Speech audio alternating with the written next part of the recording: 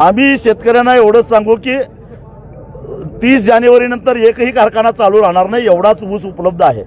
त्यामुळे ऊस लवकर जावा म्हणून मजुरांना वरनं पैसे देणं किंवा वाहतूक करणाऱ्यांना वरनं पैसे देणं हे असले उद्योग करू नका। सगळ्यांचाच ऊस 30 जानेवारीच्या आत संपणार आहे। त्यामुळे उन्हाळी पीक घेण्यासाठी, कारण सुदैवानं ओला दुष्काळ असला तरी सुद्धा पाण्याची पातळी वर आलेली आहे, त्यामुळं उन्हाळ्यामध्ये एक पीक ज्यांच्याकडे विहीर आहे त्यांना घेता येणं शक्य आहे।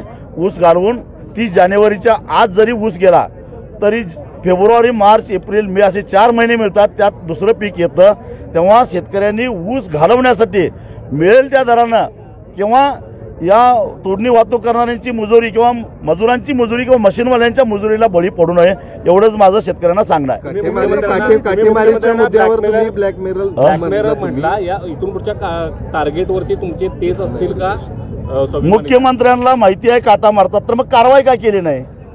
महाराष्ट्राच्या मुख्यमंत्र्याच्या वर कोण नाही ना वरिष्ठ? मग एक माणूस गुन्हा करतोय हे माहिती आहे, मग त्यावर कारवाई का नाही झाली? महाराष्ट्राचे प्रमुख आहात तुम्ही आणि तुम्हाला माहिती आहे काटा मारतात, नाहीतर मग बघा मुख्यमंत्री फंडाला पैसे द्या नाहीतर तुमचा काटा मारायचं बाहेर काढतो, म्हणजे पैसे दिले तर चालतंय काय? मग म्हणजे तुम्हाला म्हणायचं ते ब्लॅकमेलर? मग दुसरं एक प्रकारे मुख्यमंत्री फंडासाठी पैसे द्या अन्यथा तुमची काटामारी बाहेर काढतो, याचा अर्थ काय झाला? ब्लॅकमेलच झाला ना। कारखानदारांच्या सोबत मुख्यमंत्री पण टार्गेटवरती असणार का?